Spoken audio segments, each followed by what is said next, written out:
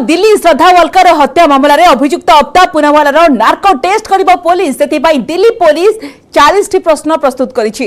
सोमवार पुलिस अफ्ताब को narco test करिबो बोली जना पड़िछि। एई मामला रे पुलिस दिल्ली, मुंबई, गुरुग्राम, डेराडून एवं हिमाचल प्रदेश रो किछि जागा को जाई तदंत करिछि। अभियुक्त विरोध रे दृढ़ प्रमाण जोगाड़ करबा को पुलिस लागि पड़िथिबा कुआ जाउछि। एक्सपर्ट मानक सहायता रे नार्को टेस्ट बळे अफ्ताब को कोन प्रश्न पचरा जिवो तार एक तालिका मध्ये प्रस्तुत करा जाइछि। जणे ऑफिसर को सूचना मुताबिक 40 प्रश्न पुलिस प्रस्तुत करिछि। सेबळे गुरुग्राम रो एक स्थान रे पुलिस श्रद्धार कटा मुंड पड़िथिबार जानिबा को पाइछि। एनी आखपाख अंचल रे खोजाखोजी करिछि फोरेंसिक टीम। सेबळे जंगल फोरेंसिक टीम सहित न्यूज 18 टीम पहुंचीथिला।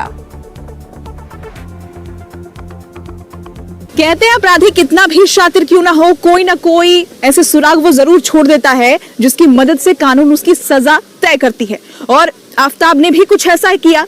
इन जंगलों में वो आया अपने गुनाहों को छिपाने के लिए, लेकिन अब इन्हीं जंगलों में आगे बढ़कर पुलिस भी तलाश कर रही है। और हमारे साथ कुछ एक्सपर्ट्स हैं। सबसे पहले हम उनसे ही जान लेते हैं कि जब एक अपराधी आता है वो यहाँ पर अपने करतूत को छिपाता है, लेकिन जब इन्वेस्टिगेशन आगे बढ़ती है तो वो किस लाइन पर आगे बढ़ती है। जब पुलिस जंगल में आई तो किस लाइन पर उसने अपनी इन्वेस्टिगेशन की शुरुआत की होगी। सबसे पहले बतौर फोरेंसिक एक्सपर्ट मैं आपसे ही समझना चाहूंगी। जी देखिए, ऐसा जो क्राइम सीन होता है ये सेकेंडरी क्राइम सीन कहा जाता है।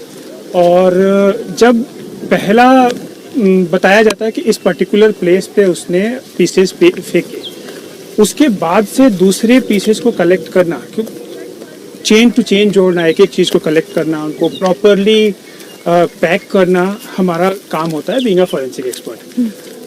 कैसे एक दूसरे को जोड़ना, ये बहुत बड़ा एस्पेक्ट होता है बीइंग अ फोरेंसिक एक्सपर्ट कि हम पहले क्राइम जहाँ पे पहला फेंका, जनरली इंडिविजुअल क्या कहता है जहाँ पे पहला फेंकता है सेकेंड टाइम भी वही कोशिश करता है, क्योंकि वो फर्स्ट टाइम सक्सेसफुली वहाँ पे डंप कर दिया होता है। सो उसके आसपास के नियर बाई एरिया को सर्च करना एंड साथ के साथ ये ख्याल रखना कि कहीं वो मिसगाइड तो नहीं कर रहा है।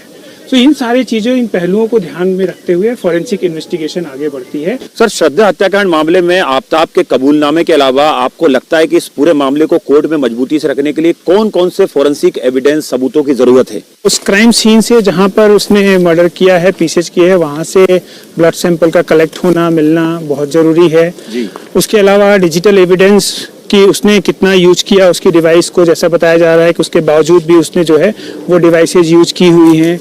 और उसके बाद जो है ये देखना पर्टिकुलरली कॉल डिटेल में, जब कॉल डिटेल उसकी आएगी श्रद्धा की, तो श्रद्धा किन अपने क्लोज लोगों से वॉइस कॉल पे बात करती है। नॉर्मल कॉल जो होती है वो नॉर्मल कॉल 18 तारीख के बाद हुई है या नहीं हुई है। अगर वो 18 के बाद हुई है तो किन लोगों से हुई है, क्योंकि अगर ये उस फ़ोन को सिम को यूज कर रहा है तो नॉर्मल कॉल में अपनी बात तो नहीं करेगा, क्योंकि आवाज़ पहचानी जाएगी इसकी।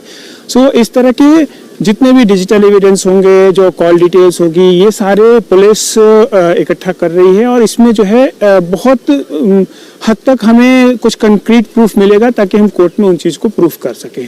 सो line of action apart from the forensic test, narco analysis, digital footprint और डिजिटल एविडेंस बहुत इंपॉर्टेंट रोल प्ले करेंगे इस केस में। बिल्कुल सर, एक आखिरी सवाल और छोटा सा मैं जवाब चाहूंगी इसका कि लाइन ऑफ इन्वेस्टिगेशन क्या सोचते हैं आप, क्या होनी चाहिए इसमें? जिस तरीके से ये केस की जांच आगे बढ़ रही है, क्या वो ठीक है या और भी कोई तरीके हो सकते हैं? देखिए, जांच तो सही तरीके से ही बढ़ रही है, लेकिन हमें कंक्रीट एविडेंस की बहुत इंपॉर्टेंस है। और कंक्रीट एविडेंस में सिर्फ हमारे पास 3 ही चीजें हैं, या तो बॉडी पार्ट्स मिल जाएं, या ब्लड स्पॉट्स मिल जाएं, या फिर आरी मिल जाए, या कोई खून सने कपड़े मिल जाएं। लेकिन अगर ये नहीं मिलते हैं किसी भी कीमत पर, तो मुझे ऐसा लगता है कि फिर आपको हर हालत में ऐसे एविडेंसेस चाहिए जिससे आप कोर्ट के अंदर अपने केस को मजबूत कर सकें, चाहे वो फिर डिजिटल फॉर्मेट के अंदर हो, चाहे फिर वो आरी की स्टोरी हो, कहते हैं आपके जो फ्रिज है उसकी स्टोरी हो। ये सारी की सारी जो इन्फॉर्मेशन हमारे पास ऑलरेडी हैं, ये डिजिटल फॉर्मेट में अगर हमारे पास होंगी तभी हम अपने केस को 100% कोर्ट में प्रूव कर पाएंगे, अगर हमें कंक्रीट एविडेंस नहीं मिलते हैं तो।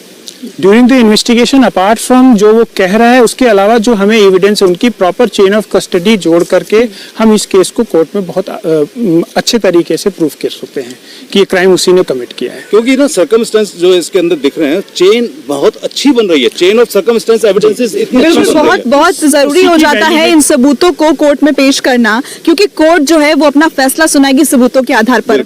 बिल्कुल ये जरूरी हो जाता है। सारे सबूतों की वैलिडिटी बहुत जरूरी है ताकि वैलिड एविडेंस के रूप में ये कोर्ट में आ सके ड्यूरिंग द ट्रायल। और कई बार सॉलिड एविडेंस नहीं भी मिलते हैं कई केसेस के अंदर, तो वहां पे सिर्फ सर्कमस्टेंस एविडेंस की ही वैल्यू होती है। सर्कमस्टेंस एविडेंस हमेशा आप ये समझे आई विटनेस से भी ज्यादा मजबूत होते हैं। अब समझने वाली बात यह है कि इसी जंगल के अंदर जो ब्रांचेस ऑफ कहते हैं पगडंडियां हैं, उसमें से एक पगडंडी मान लीजिए यहाँ चली गई।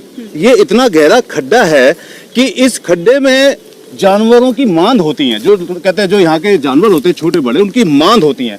अब मान लीजिए वो इस पगडंडी से अंदर आता है, बॉडी के पार्ट को यहाँ फेंक देता है, यहाँ कोई आदमी ह्यूमन नहीं जाएगा, यहाँ पे जानवर होंगे। अब उसने 35 टुकड़े अगर बॉडी के किए हैं तो नेचुरली वो जो टुकड़े हैं 8 से 10 इंच के छोटे टुकड़े हैं। अगर किसी जानवर को खाने के लिए अगर वो टुकड़े मिल गए तो वो एक टुकड़ा उसके लिए सफिशिएंट है, वो पेट भर लेगा, उस टुकड़े को खत्म कर देगा। अब बात आती है कि पुलिस ये इन्वेस्टिगेशन कर रही है और यहाँ पे उन पीसेस को ढूंढ रही है जो डिस्पोज हो चुके हैं। आप खुद सोचिए कि एक क्रिमिनल जो उस घर के अंदर 35 टुकड़े करता है, उसको चॉप करता है, उसको फ्रिज में रखता है, इतना शातिर दिमाग, इतना तेज तर्रार दिमाग, वो पुलिस को इतनी आसानी से एक इंटेरोगेशन में बता देगा कि आइए मैं आपको वो जगह दिखाता हूं, मैंने यहाँ बॉडी फेंकी थी या यहाँ टुकड़े फेंके थे। क्योंकि अगर वो ये बात बता देता तो फिर तो वो आरे भी बता देता, फिर तो वो कहते मोबाइल भी बता देता मैंने कहाँ फेंका है। उसने वो एविडेंसेस बताई जो एविडेंसेस रिकवर नहीं हो सकती थी, उसको कानूनी सजा नहीं दिला सकती थी, तो पुलिस उस कंडीशन में करे क्या। तो ऐसा होता है इस इन्वेस्टिगेशन के अंदर, जो हमें अब तक लगा कि अगर पुलिस सर्कमस्टेंस एविडेंस के ऊपर भी ध्यान दे, जो कि दे रही होगी, इसमें कोई दो राय नहीं, क्योंकि पुलिस सारे ऑप्शन ओपन करके चलती है। इतनी क्रूरटी एक कत्ल के लिए इम्पॉसिबल, एक कत्ल के लिए एक आदमी के अंदर इतनी क्रूरटी आ ही नहीं सकती। मुझे लगता है ऐसे chain of case, chain of crimes, उसकी प्रीवियस हिस्ट्री की इन्वेस्टिगेशन जब आप करेंगे तो जरूर मिलेंगे और वहां से पता चलेगा। आपसे एक सवाल पूछना चाहेंगे कि जो फ्रिज है घर का, उसके अंदर सारे डेड बॉडी के टुकड़े रखे गए, जो अब तक जानकारी मिल रही है। 6 महीने का वक्त गुजर चुका है, आप एज ए फॉरेंसिक एक्सपर्ट हैं, आपको लगता है कि ऐसी कोई तकनीक, ऐसी कोई टेक्नोलॉजी है इंडिया में फॉरेंसिक साइंस में जो 6 महीने में उस फ्रिज को कईयों बार धोया होगा, एसिड से साफ किया होगा, कोई क्लू मिलेगा उससे पुलिस को? देखिए, जैसे आपने फ्रिज देखा होगा, जब फ्रिज को हम कितना भी क्लीन करें तो उसका जो रबर पोर्शन होता है उसके अंदर ब्लैक स्पॉट हमेशा ही रहता है, हमेशा ही उसके अंदर चांसेस होंगे कि जो गैप मल्टीपल जो रबर चारों तरफ रबर लगी होती है, और अगर बाहर निकल करके फ्रिज अगर डिफ्रीजिंग होता है या फिर पानी के साथ आके, तो उसमें चांसेस हैं कि फ्रिज के अंदर ब्लड सैंपल हो। अब इसके कंडीशन ये है कि उसने कैसे रखा, अगर उसने पॉलीथीन में पैक करके रखा है फ्रिज में तो चांसेस थोड़े कम हैं। हाँ, उसने यही बताया था कि उसने गार्बेज बैग खरीदा था बकायदा उसके लिए, उसमें पैक करके उसने फ्रिज के अंदर रखा था। तो क्या ये मुश्किल हो जाएगा फिर? बहुत मुश्किल हो जाएगा, क्योंकि ऑलरेडी बॉडी जहाँ पे उसने काटी है उसको वाटर के साथ स्टेन, जितने ब्लड स्टेन है इजीली वो नाली में चले जाएं, और उसके बाद उसमें पैक किया होगा, एंड आई बिलीव उसने उसी प्लेस पे ही पैक किया होगा, फिर जाके फ्रिज में रखा होगा ताकि स्मेल वगैरह ना आए। तो उस कंडीशन में ब्लड में फ्रिज के स्पॉट्स बहुत ज़्यादा मिलने की उम्मीद बहुत कम है, बहुत कम है, नामुमकिन नहीं है लेकिन बहुत ही कम है इतने टाइम बीतने के बाद। मुझे लगता है कि नामुमकिन भी हो सकती है, क्योंकि उसने जो केमिकल्स यूज किए हैं वो उसकी जो मेंटालिटी है, सर्च करके उस केमिकल को यूज करना स्टेन्स को हटाने के लिए, वो सोच समझ के उसने किए हैं। और मुझे लगता है कि अभी तक जब ब्लड स्पॉट नहीं मिले तो शायद आगे बहुत मुश्किल होगा।